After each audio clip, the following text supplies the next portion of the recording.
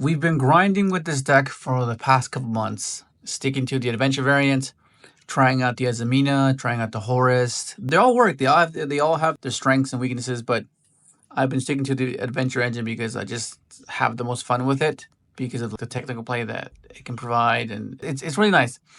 So leading up these past few months, we've been getting a few top 8s. Last week we attended a remote original. Started off strong, going undefeated up to the 6th round, and then by round 8 we got cooked. It's so bad.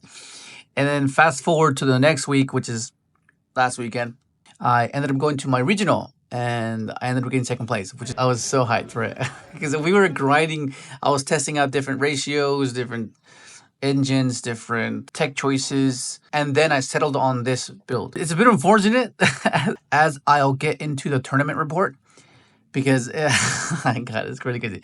It's a fairly small regional. It's only 6 rounds. Round 1 was against Book Blue Eyes. I got that one 2-0. Round 2 was White Forest Fiendsmith. That one was wild. Round 3 was Fiendsmith Odeon with the new trap deck. That was wild.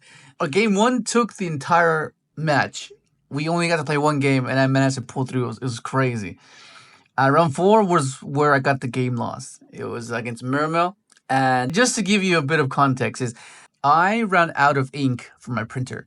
So I wasn't able to print my deck list. And I wasn't sure if they were going to be providing deck lists at the event, as they usually do at my other locals. So I did not want to risk it, so I was like, oh, what do I do? And then, fortunately for me, I had an old deck list somewhere hidden under my deck boxes on my desk. And I was like, wait a second. Well, this is majority of the core is on here. I just got to scribble off the stuff I'm no longer playing and then just write in the free spaces, and it should be fine. So as I'm doing that, I cross out. I have to turn the paper to the back. There's no room, right? I double check it. I triple check it. And I'm like, we're set to go. So we get to the event.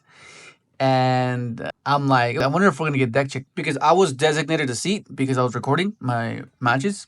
I'll be uploading them during the week. But I was set on a particular table. So I was always there for the entirety of the day. And then I see one of the judges, Michael, just walking towards table 1, and then comes back to and then goes towards our table. Oh, you're good. First and foremost, I thought my deck list was right. I thought my deck was perfectly fine, and I was okay. The only thing I was concerned about is the sleeves. I'm not sure if my sleeves were clean enough. I was like, they should be clean enough. But that was my main concern. I wasn't really concerned about deck list error or anything like that. They come back, and they tell me to step aside, and the head judge goes, so you wrote 40 cards in the for monsters, but there's 39. I was like, wait, what are you talking about? He's like, so this card's not in the deck. And then it shows me that the turtle is not in the deck list. I'm like, oh my God, that card is so good. It's so good, especially for the adventure variant because of what it allows you to get around. You can't normal summon. You can use the normal summon effects of monsters the moment you use, right? So being able to just special the Tristaros, special the Sofador comes in handy. So I get a game lost game 1. I start game 2. I start without the turtle. I'm like, oh my God. So I'm playing 59 cards in my deck. And I win game 2. Game 3, we're approaching time. And he does his whole board. I have no hand traps. He snipes the only one hand trap, which is Mourner. And then I just can't push through it. And I end up losing. But that game loss was so annoying, that game loss. Anyways. And then we go to round 5. We go up against Memento. And that game was wild. Game 1, I take it, full combo. Game 2, does this whole thing, and I just scoop. I opened up only one hand trap.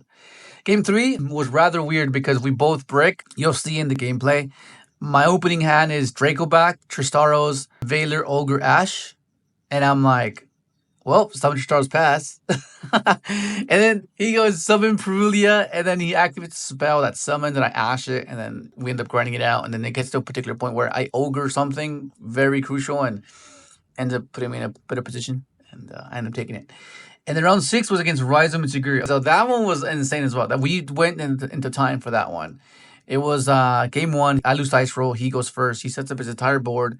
Everything. He has everything. He has the trap, detonator, everything. And then I'm like, well, how do I do this? My hand was pretty busted.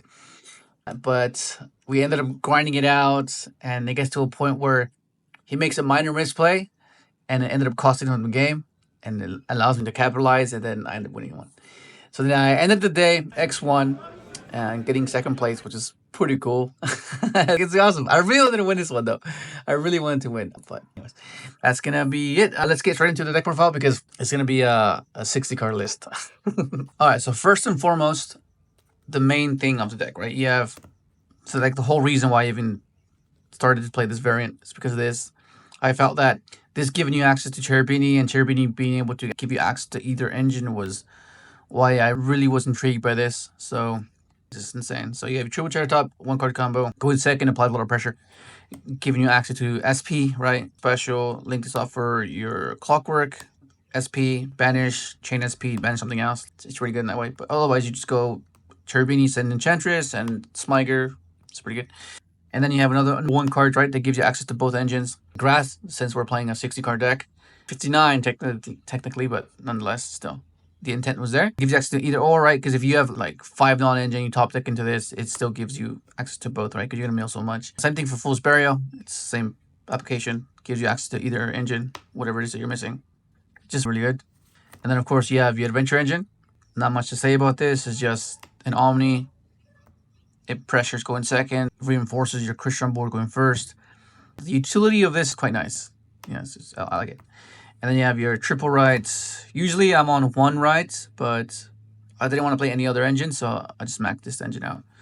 Your Fateful and your Draco back. This is the only thing about this deck that puts people off playing the bricks, but I think the utility is worth the potential inconsistencies, and it's just really good. And then you have your 5, your triple Sofafnir, and only 2 Sofador. Usually I play 2 and 2. But since I'm playing grass and I'm playing 60 cards, I wanted to ensure that I was able to at least keep 1 or 2 in the deck if I end up grassing. Because if I grass and I mill everything, then I can't summon off of Tristaros. Which it did happen once, but it's just too good to not play grass in a 60 card deck. Because that's what I take. I took out the 3rd Sofador for the grass, and I'm so glad I did. It just ended up working out. It was very nice. And then, of course, you have your triple Smiger, just your normal summon. Doesn't conflict with the adventure stuff. Just link it away, get access to your inclusion. And then you have your Crystron Thicefern and your Turtle. This was meant to be in the deck list, but I forgot to write it down and it cost of the game loss. But this card is crucial. It seems like, in theory, you're oh, it's not that great. But in a practical sense, when you go summon, link it away, then you go special, right? Effect, then you go SP.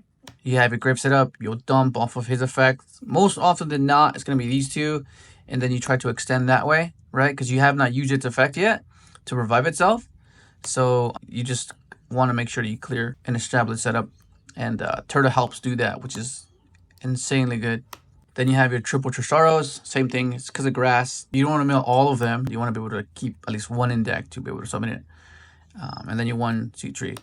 CITREE is annoying. There's a game where I open up this and Draco back, and I'm like, oh my god, there's 60 cards. How is that even possible? It got really frustrating sometimes, but you just need her to summon her off of Trishar's effect to make your Korean Gandrax. And there are times where your end boards end up being with this on field to set up your Korean Gandrax because you don't really want to go for a Dragster yet, depending on the matchup, right? So then if you want to go Dragster, or you want to go into Korean Gandrax, you just summon this, and then you go Korean Gandrax there. Or if you go into your Dragster, but this is still on the field, and then you can go for another play where you can end up floating into this. This will then float into her, and then you have another Synchro attempt, right? And it's quite nice to have her that way, but it sucks to draw her. You just almost never want to draw her, but I guess it happens sometimes. And then you have your triple inclusion. This card's insane. Get you any Crystron card you want. The revive is insane as well. Just extension. And then, of course, your 1 cluster. This is what allows you to grind. It's so good, the fact that it allows you to grind. Your cards can get banished while face up. It's really nice. And then it being a card that just stays on the field for you to pop a Sofador, assuming you're out of resources to summon anything else or activate inclusion. It's just really good. And then we get to our non-engine because there's a lot of it. Because it's the higher card count deck. Because the engine itself is so big, right? You can't just get away with playing 9 hand traps. And I don't feel comfortable playing 15. I want to have at least nearly half of what this deck is. Because you want to ratio it in a sense where you always open up 2 or 3 hand traps or 2 or 3 non-engine. And this is the way to do it. And I didn't brick. I only bricked once. And it was that one time where I opened up that Draco back. It was pretty crazy. So you have triple nib. So I think nib is insane, but it's only insane if you can pair it with something else, right? So I wanted to ensure that happened. So you want to be able to pair it, because the way they stop nib is when they go to dual drive against Ryzeo, right? Or if they go make a Caesar, right? So you want to make sure that you could prevent that. Whether this prevents that in a way where they cannot get to Caesar, and then it puts them in NIBIRU range, and then this stops the Caesar. This stops dual drive, so they can't get to cross. Same thing for this one. This will ogre the dual drive. This is really good. Same thing for this one. Veiler, you want to pair this with all these. You want to pair with this guy, and then Droll. It's just insane. Droll just was insane all day. So good.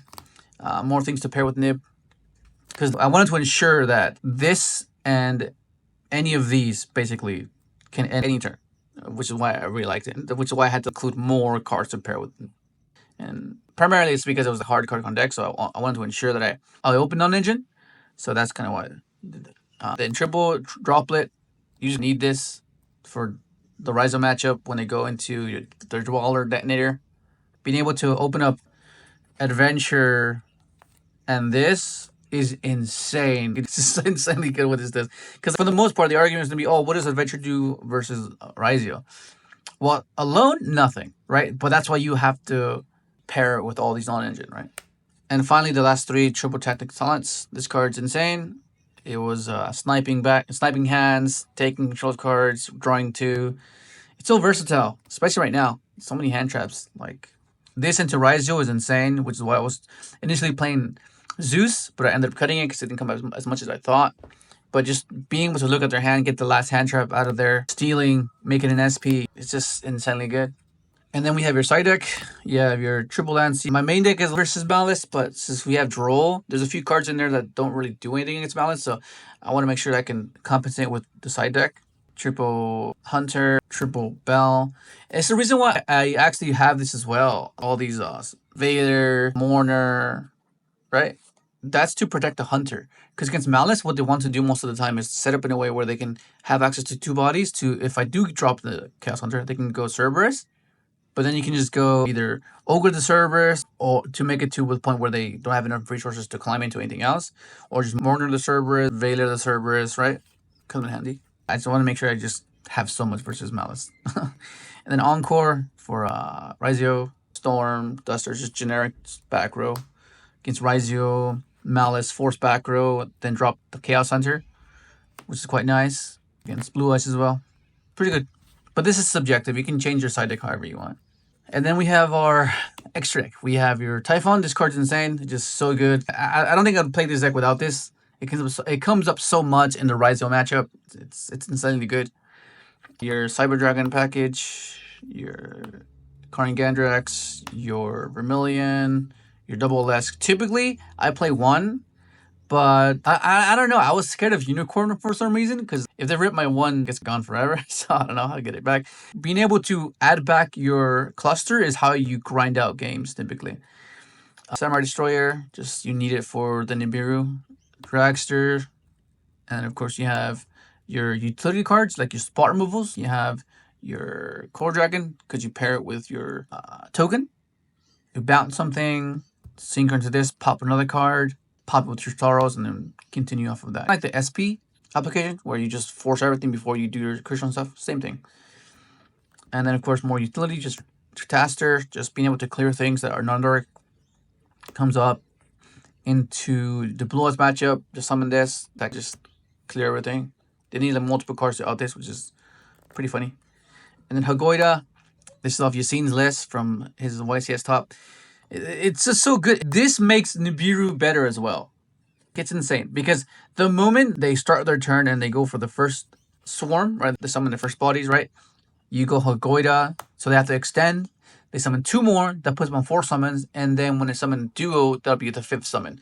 And then you can just nib them there, which is quite nice. And then you have the rest of your cards to interact. You can go Cluster Pop, make them invest again, Infinity negate something else. So then you kill all the extenders, so by the time they get to Duo, nib drop, and it just ends their turn, which is insane. But it's only because you can stop the first Exiton from hitting the field, or the duo. Then, of course, you have your SP Little Knight, your Cherry Beanie. Thank you, Leon. Cool. And then you have your Clockwork Knight. The extra deck, the things that didn't summon that much are the Cataster and the Vermilion. These are the ones that didn't really summon, but I know that they'll come up. They've come up in testing so often, but in this particular tournament, they did not come up at all. But I know the value in them, so that's why they're just still in there, because they're just so good. I even contemplated playing Phoenix and Quandax, so I can hit the Odeon deck. No, it works fine. But that's the list. It was a lot of fun. I was debating on doing another remote duel the same day, later that evening, but I was kind of cooked. I was just tired.